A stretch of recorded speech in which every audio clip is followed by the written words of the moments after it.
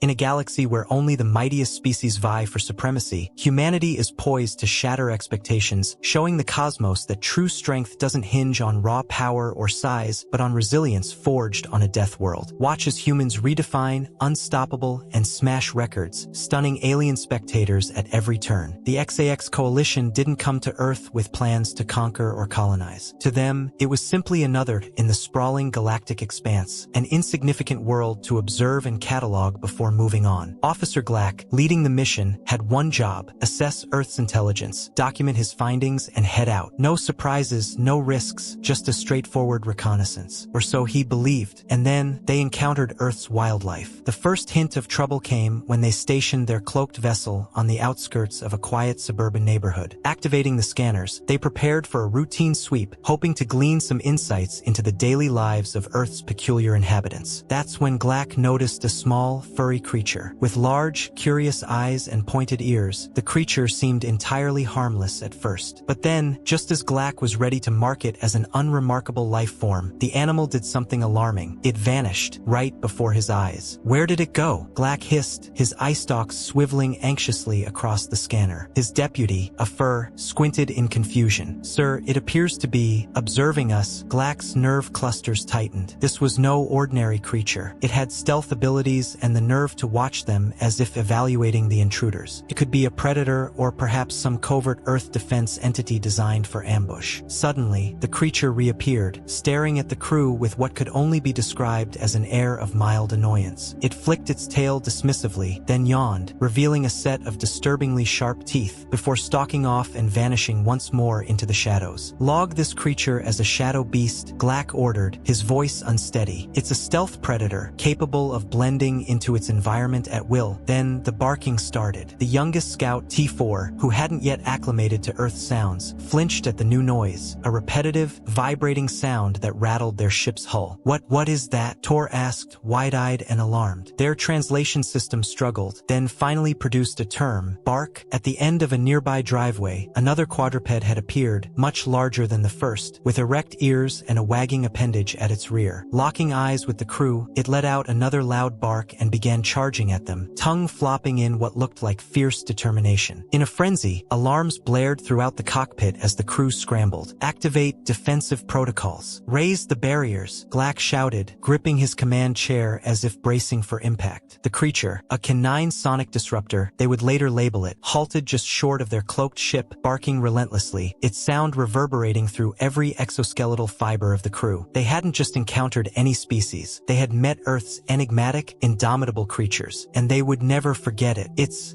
attempting communication," Ophir speculated, eyes wide with uncertainty. "Or maybe it's issuing a challenge? I don't know what it's doing," Glack exclaimed, gripping his head in frustration. "But it's loud. This isn't just any ordinary creature, crew. These things must be Earth's biological defense systems, expertly engineered to disorient intruders like us." The crew watched in horror as the canine sonic disruptor finally trotted back to its post on a nearby porch, pausing to glare in their direction with what looked like a suspiciously smug expression. The XIX coalition wasn't usually prone to panic. Their protocols emphasized careful documentation, thorough analysis, and, as some believed, a healthy dose of exaggeration when encountering foreign entities. Glack wasn't about to downplay his experience with these so-called harmless creatures. In the dimly lit control room, he and Ophir began drafting what would be their most urgent and ominous report to date. They titled it Earth Biological Defenses, a Threat Assessment. The report opened with their first encounter, the enigmatic Whiskers. The description detailed Whiskers' cloaking abilities, referred to as inexplicable vanishing tactics, its disdain beam, a chilling glare that seemed to pierce their cloaked ship, and its apparent ambush tactics. "It has to be some kind of psychological weapon," Glack muttered, fingers flying over the controls as he typed. "It looked at us like we were beneath it." "Yes," Ophir agreed solemnly. "That look alone was terrifying. If it had wanted, I have no doubt it could have struck us down right then." The report then turned to their second encounter, the canine sonic disruptor. This section grew particularly ominous as Glack described the shockwave effects of the creature's bark, which had even caused their ship's stabilizers to tremble. He emphasized the relentless nature of the creature's vocal onslaught, dubbing it persistent sonic aggression and noting its power to demoralize even the toughest XIX warrior. "What if it was just excited?" Tor whispered tentatively. Glack froze mid-sentence. "Tor," he said slowly, "Are you suggesting this creature can choose to attack, or not? That it could selectively target us?" "Well, yes, I suppose," Tor mumbled, instantly regretting his observation. Glack's eyes widened in horror. "That's even worse than we imagined. It means this sonic disruptor has discretion, could choose who to neutralize or ignore as it pleases." Add that to the report. The report grew longer and more intense with each new observation. Soon, they'd compiled an exhaustive list of Earth's supposedly innocent creatures, each cataloged as a potential threat. Every time one of them spotted another animal, whether a bird, a squirrel, or even an earthworm, it was immediately documented. They wrote about aerial raptors, pigeons, and their fearless bombardment tactics, agile squirrel scouts that dashed from tree to tree with unsettling coordination, likely relaying observations to higher command, and even domestic tunnelers, small creatures humans called hamsters. Although these appeared non-threatening, T4 insisted on their inclusion in the report, theorizing their rapid tunneling skills might allow them to breach ship hulls in seconds. "They could be used to tunnel right into our command centers," T4 speculated, though the rest of the crew exchanged skeptical looks. By the end, the crew had crafted a document that would ensure no XAX officer ever underestimated Earth's fauna again. The section on Earth's miniature, furred saboteur had turned into a rather theatrical segment. The crew argued that hamster warfare could involve coordinated infiltrations within tight spaces, leading to catastrophic damage. Glack, with a troubled expression, added a grim warning. These small, unassuming creatures could easily invade ships, nest in circuits, or gnaw through critical wiring systems. He titled the section Hamster Hazard Protocols and noted that, should any creature manage to board a vessel, immediate containment measures were necessary. To finish the report, Glack added a foreboding recommendation. Direct contact with terrestrial organisms should be avoided or approached with extreme caution. Interaction should only occur with high-grade auditory dampeners and psychological defense systems in place. With the final keystroke, Glack sent the report, feeling a profound sense of relief. His last thought before powering down the terminal was simple. Thank the stars these creatures are confined to Earth. Glack assumed his superiors would recognize the danger and issue a command to avoid Earth at all costs, permitting them to flee this terrifying planet. However, the Coalition's reply came back almost immediately. Neutralize the organisms, retrieve a specimen for analysis, and confirm if these units can be adapted for Coalition defense purposes. Glack's nerve cluster froze. Asterisk, neutralize them? Capture one? Asterisk, the mere thought of another close encounter with Earth's creatures made his tentacles quiver. But orders were orders. They had no choice but to initiate Operation Harmonious Habitat, a high-risk mission to capture, contain, and extract a specimen, with their primary target being none other than the K9 sonic disruptor. This creature, after all, had demonstrated its capacity to emit disorienting sound waves that could send even the bravest XAX into a state of panic. Their first objective, Buddy, the same golden-furred canine whose relentless barking had nearly shaken their hull. The plan was straightforward. They would use a tranquilizer dart loaded with a Zrax-grade sedative, strong enough to subdue a medium-sized terrestrial predator. But as it turned out, no one wanted the task of firing the dart, so they resorted to drawing straws. Tor, unfortunately, lost. "Stay calm, Tor," Glack said, attempting to sound supportive. "Just aim the sedative gun and fire from a safe distance." Tor, still trembling, took the gun and nodded, steeling himself for the mission. The rest of the crew gathered by the viewport, watching nervously as Tor aimed at Buddy, who was lying on his front lawn, happily chewing on a rubber ball and looking as harmless as could be. "Ready, aim, fire," whispered Glack. Tor pulled the trigger, and the dart sailed across the yard, hitting Buddy squarely in the side. Buddy paused mid-chew, glanced at the tiny prick in his flank, and looked around, blinking as if puzzled by the invisible source of the disturbance. A few seconds passed. Buddy sniffed the air, scratched his ear, then gave his coat a hearty shake as though brushing off a pesky mosquito bite. Unfazed, he trotted off, tail wagging, resuming his imaginary game of fetch. "What?" Glack gasped, clutching his head in disbelief. "That sedative could bring down a Deloran swamp beast." A fur, his voice barely steady, offered an explanation. "Sir, it appears this creature's resistance to sedatives is far beyond what we anticipated." Glack took a steadying breath. "Fine. If sedation fails, we move to phase 2. The next attempt involved a holographic decoy meant to lure Buddy into a containment unit. They projected an image of a human holding what their scanners had identified as a bacon-flavored treat, designed to trigger an instinctive response. The hologram flickered to life on Buddy's lawn, emitting cheerful noises while offering the enticing treat. Buddy perked up, intrigued by the hologram. He took a few steps forward, sniffing cautiously at the air. "Yes," Glack whispered with mounting excitement as Buddy approached the hologram. But as Buddy neared, he paused, nostrils flaring as he scrutinized the decoy. With a skeptical squint, he began circling it, head tilted, his intelligent gaze unnerving the entire crew. Then, in a sudden burst of energy, Buddy leapt forward, snapping his jaws straight through the hologram's projector. Sparks flew as the device sputtered and died, leaving Buddy victorious. He barked proudly, his tail wagging with the satisfaction of a well-fought triumph. The crew watched in shocked silence as Buddy trotted off, unharmed and now more animated than ever. Well, Tfor muttered, that didn't go as planned, but Glack wasn't ready to surrender. Coalition orders were unambiguous: neutralize and capture. Scanning the ship, he mentally ticked through remaining options. His eyes landed on the snare sphere, an experimental containment device designed to trap life forms in a suspension field. Leighton, proceed with Phase 3, he ordered, ignoring the crew's wary glances. The snare sphere can handle it, right? No one felt certain, but they nodded, resigned to trying the last resort. Afer and Tfor placed the snare sphere at the ship's ramp. With a deep breath and a whispered prayer to every galactic deity, Glack hit the activation button. The sphere whooshed forward, streaking toward Buddy at incredible speed. Buddy looked up just as the sphere hurtled toward him. He assessed it briefly, then ducked at the last second, allowing the sphere to zoom past. The sphere adjusted its trajectory, homing in on him once more. Realizing he was being pursued, Buddy bolted across the yard in a zigzagging path, running circles around the sphere, then stopping abruptly so it whizzed right over him before he darted off again. From the safety of the cockpit, Glack and his crew watched in horror as Buddy led the snare sphere on a wild chase. At one point, Buddy even vaulted over the sphere, clearly finding this pursuit as entertaining as his rubber ball game. Each time the sphere locked onto him, Buddy dodged with flawless timing, as if this chase were simply part of his daily fun. Why won't it stop? Glack shouted, pounding the control panel. He's playing with it. Does he not understand this is serious? Finally, in a brilliant act of defiance, Buddy noticed the sphere slowing as it recalculated his erratic movements. With a playful growl, he pounced, clamping his jaws around the device. The snare sphere sputtered helplessly in his grip, leaving the crew with a sinking realization. They'd been outmatched by Earth's so-called domesticated creatures. The crew collectively winced. Glack, utterly defeated, slumped back in his chair, eyes fixed on the screen where Buddy trotted off with the snare sphere clenched triumphantly in his jaws. The Zera crew stood in stunned silence, each of them grappling with the failure of every meticulously planned strategy. Afer finally broke the silence, voice barely a whisper, that's it, we have nothing left. Glack, his voice hollow, replied, no, there may be one final option. It's unconventional. The crew turned to him, curiosity mingled with dread. I propose we attempt to reason with it. Offer it something in exchange for cooperation. Reason with it, sir? Anner responded skeptically. This creature doesn't negotiate. It's clearly in control here, and it hasn't even needed to make a sound. Glack watched Buddy on the screen, contentedly gnawing on what remained of the snare sphere, blissfully unaware of the chaos he'd caused. But just as the crew grappled with their dwindling hope, they noticed an even more pressing problem. The humans themselves had noticed them. Despite their cloaked status, the repeated attempts with the snare sphere and holograms had attracted a small crowd of curious onlookers. Humans were gathering on the street, pointing at odd distortions in the air and small trampled plants where the ship had made contact with the ground. Buddy, meanwhile, had taken to barking directly at their invisible ship with renewed fervor. The Zera crew watched in horror as speculation spread through the crowd. A young boy pointed directly toward the ship, shouting, "Look, Buddy found a UFO." The boy's parents chuckled, but their laughter quickly turned to curiosity as Buddy continued his vocal assault on what seemed to be empty air. Panic surged through the crew. Glack barked in order to retreat to a higher, safer altitude, hoping to get out of sight. But by now, the humans had already pulled out small recording devices,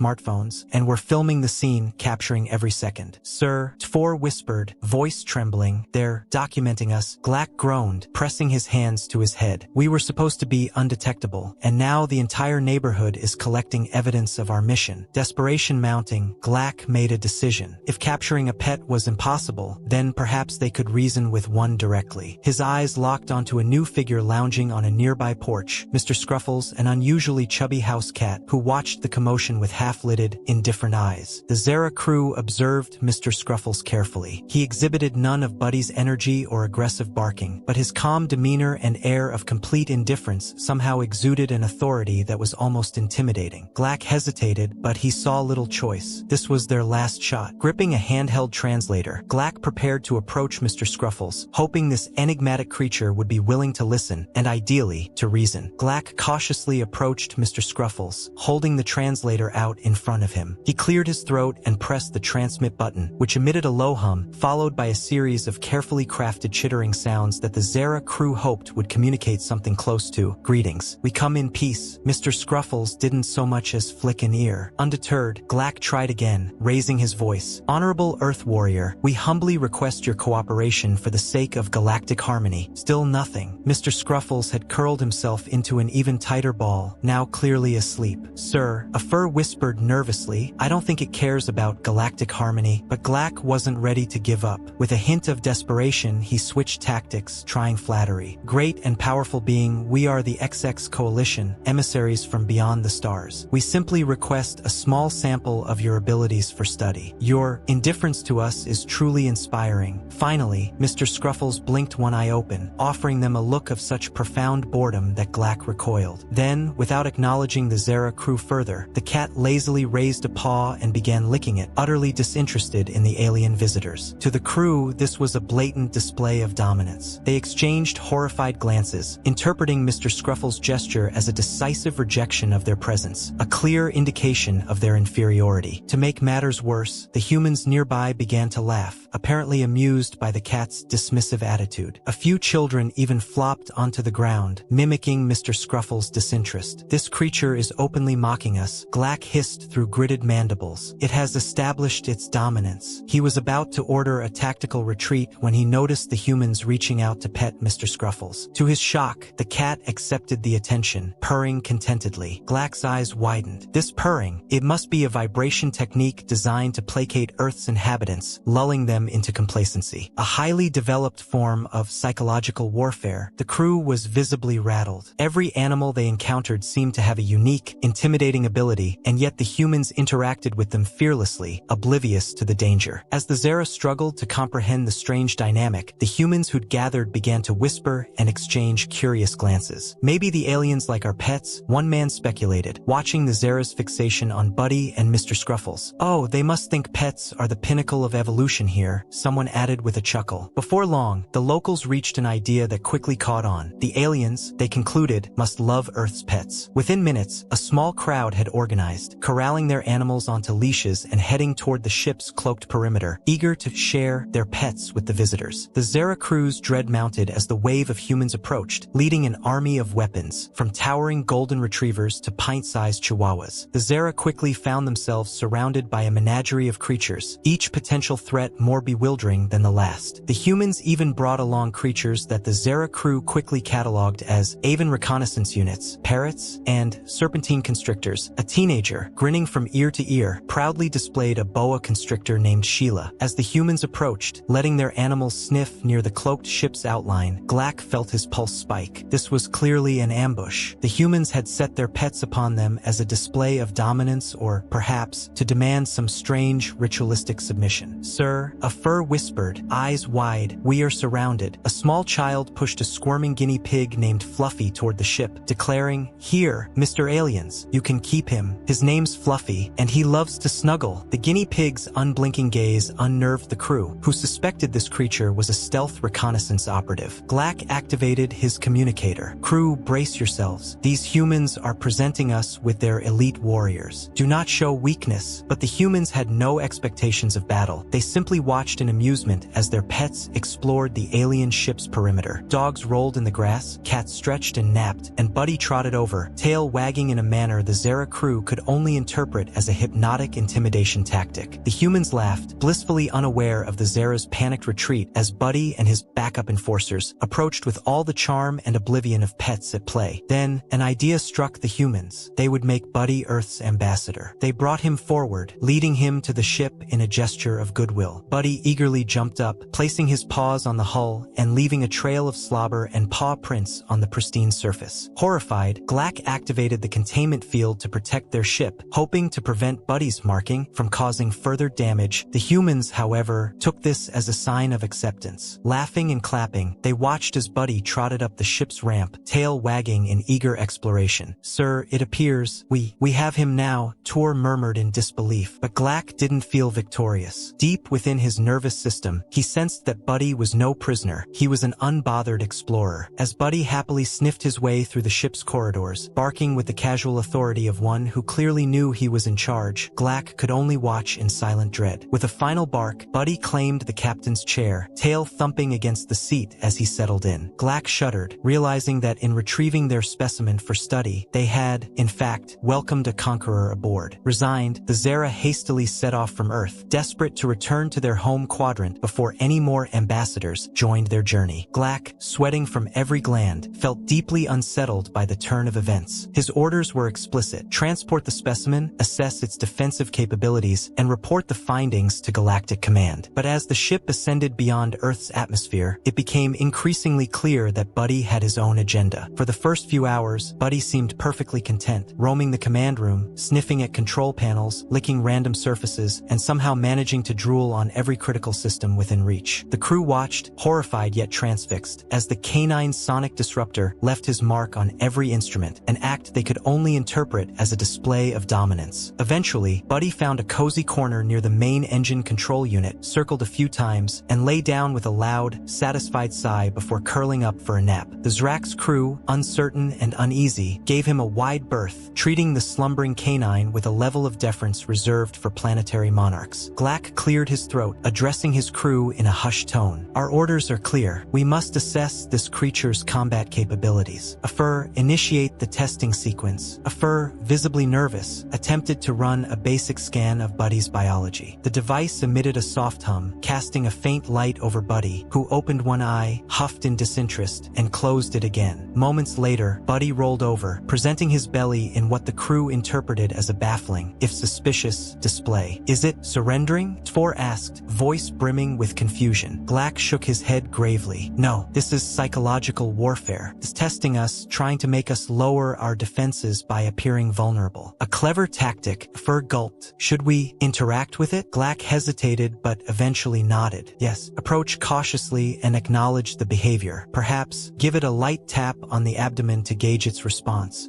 Fur, moving as if through a field of volatile explosives, extended a trembling appendage and gingerly patted Buddy's belly. To his utter shock, Buddy responded with a delighted wiggle and an enthusiastic kick of his hind leg, which sent the scanning device flying across the room. "He's a weaponized entity," Glack murmured, awestruck. "A self-sustaining, morale-crushing agent designed to disarm through sheer adorableness." He shuddered. "The humans are strategic geniuses." Determined to salvage something from this mission, Glack resolved to test one last theory: voice commands. Earth broadcasts suggested humans often used verbal cues with these creatures, so Glack decided to give it a try, hoping it might yield results. "Canine entity," he called out, attempting a firm tone. "Sit." Buddy blinked, seeming to process the command. After a brief pause, he sat, staring up at Glack expectantly. Glack glanced at his crew, surprised and emboldened by the response. It obeys. It may recognize authority, but before he could feel a sense of victory, Buddy leaned in toward him, tail thumping against the control panel, looking at Glack with an eager, expectant gaze. The crew looked at one another in confusion until Tor, who'd been monitoring Earth transmissions, leaned over and whispered, "Sir, it appears to expect a treat." Glack blinked, taken aback. "A treat?" "Yes, sir," Tor confirmed. "It's a ritualistic gesture of approval, meant to reward obedience. Without one, it may feel slighted." Glack hesitated, unsure of what qualified as a treat in Earth terms, let alone in the Zrak's inventory. After a moment of thought, he rummaged through his emergency rations and found a nutrient bar, hoping it might suffice. Tentatively, he offered it to Buddy, who sniffed it, gave a single, dignified snort, and then, to the crew's alarm, devoured it in one enthusiastic bite. Buddy's tail wagged with renewed vigor, and he barked happily, clearly pleased with the offering. The crew watched in awe as he pranced around the command room, head held high. It was then that Glack realized their mission was no longer about studying this creature. It was about appeasing it. With Buddy now comfortably settled into the role of conqueror, Glack and his crew had no choice but to comply with his whims, occasionally offering him more treats as they navigated their ship toward home, hoping that the canine sonic disruptor would remain in good spirits for the remainder of their journey. "A treat?" Glack echoed, exasperated. "Yes," Fur confirmed. "These creatures have been trained trained to perform tasks in exchange for food. It's a symbiotic reward system. Grumbling, Glack ordered a portion of nutrient paste from the rations dispenser and offered it to Buddy. The dog sniffed, sneezed in disdain, and resumed his expectant stare, clearly unimpressed by the offering. Frustrated, Glack turned to a fur. Find out what Earth treats are acceptable for these creatures. After several frantic minutes, the crew managed to synthesize a small cube with properties mimicking Earth's peanut butter, based on data from intercepted human broadcasts. Buddy accepted the treat eagerly, crunching it with satisfaction before curling up for another nap, a gesture the XAX crew could only interpret as a calculated show of superiority. We're feeding it fuel, Glack muttered, watching Buddy sleep, and it knows it has the upper hand. By the following day, the crew was at their wits' end. Buddy's constant explorations and curious sniffing disrupted every aspect of ship operations. At one point, he discovered the gravity control panel. With one gleeful leap, Buddy managed to activate zero-gravity mode, sending the entire crew spinning helplessly through the air. The dog paddled in mid-air, delighted by the sensation of floating. Deactivate it. Deactivate it now, Glack screamed, flailing as he tumbled through the command room. A fur finally managed to reach the control panel and restore gravity, causing everyone to crash down to the floor. Buddy, somehow landing gracefully on his paws, gave himself a casual shake, then trotted over to the communications console, sniffing it with intense curiosity. Is it trying to send a signal? Tvor asked, panicking. Seal off communications, Glack ordered frantically, as Buddy's paws tapped on the screen, activating random controls. In an inexplicable twist, the dog somehow sent a high-frequency transmission through the Coalition's secured network, a sound that, to the crew's horror, was unmistakably a bark. Within minutes, Coalition Command responded to the strange signal, demanding an update. Glack and his crew scrambled to explain, trying to downplay the anomalous sound while emphasizing their ongoing research on Earth's advanced defense organisms. Command, intrigued by the apparent intelligence of Earth's fauna, insisted that the Zrax submit a detailed report on the dog's abilities. Now burdened with documenting Buddy's every move, Glack realized that keeping the dog contained would be far more challenging than anticipated. Over the next few days, Buddy's antics only intensified. He chewed on stray equipment, curled up in command chairs, and pawed at control panels, delighting in the chaos. At one point, he managed to activate the warp drive, sending the ship hurtling through space at breakneck speed. The crew clung to anything within reach, while Buddy barked joyfully, his tail wagging in bliss. Finally, after what felt like a marathon of barely contained chaos, the ship slowed to a halt outside the XAX homeworld. Glack, frazzled and exhausted, gazed out the viewport at their destination, feeling a deep, unsettling dread as he realized they would now have to explain this specimen to Coalition Command. Buddy, meanwhile, stretched comfortably in the captain's chair, oblivious to the panic he'd caused, already considering his next adventure aboard his new favorite playground. The Zrax crew, utterly drained and traumatized, braced themselves to offload their specimen and hand him over to Coalition scientists. But Buddy had other plans. As soon as the ship docked, he trotted up to Glack, barked loudly, and then bolted down the docking ramp. The crew watched in horror as Buddy bounded onto the surface of the XAX homeworld, his tail wagging furiously as he took in the exotic sights and scents with unrestrained excitement. Chaos erupted. XAX citizens, unprepared for an Earth animal in their midst, shrieked and scattered in all directions. It's loose. Sound the alarm, Glack yelled, helpless as Buddy pranced through the alien city, barking enthusiastically and leaving a trail of panic in his wake. The canine sonic disruptor was now a living legend, sending XAX citizens scrambling at every corner, his joyful barks echoing through the streets. As days passed, Buddy's exploits became infamous across the galaxy. The Zrax Coalition, humiliated beyond recovery, issued a sweeping new directive, Galactic Pet Protocol 42, a guide detailing proper handling procedures for Earth's animals. Ships were instructed to avoid contact with Earth fauna entirely, maintaining a safe distance whenever possible. In cases where avoidance was unfeasible, the protocol advised appeasement tactics involving treats and low, non-threatening postures. New training programs were established, complete with safety courses on canine sonic disruptors, dogs, shadow beasts, cats, aerial con units, pigeons, and stealth saboteurs, hamsters. Galactic marketplaces began selling anti-bark helmets, feline disinterest fields, and treat dispensing drones, all designed to pacify Earth's creatures in the event of accidental contact. Posters featuring Buddy's face and the bold warning "Do not engage" were plastered across outposts and ship docking bays. Glack, having submitted his exhaustive report and narrowly escaped losing his career, reflected on the experience with a reluctant sense of respect. Buddy had completely upended his mission and changed intergalactic policy forever. Though he wouldn't admit it, Glack felt a strange admiration for the dog who had brought the galaxy's mightiest coalition to its knees. The Zrax coalition sent an official message to Earth's government, warning them that biological defense units would no longer be tolerated on coalition planets. The humans, oblivious to the chaos they'd caused, misinterpreted this as an invitation to share further studies and cheerfully sent back photos of Earth pets, complete with descriptions of each animal's unique traits. As for Buddy, he was now a legend on the XIX homeworld, spoken of in hushed, reverent tones as if he were a demigod of mischief. And back on Earth, Buddy lounged happily on his porch, blissfully unaware of the galactic mayhem he'd left in his wake. In an official proclamation, the coalition declared Earth's pets to be a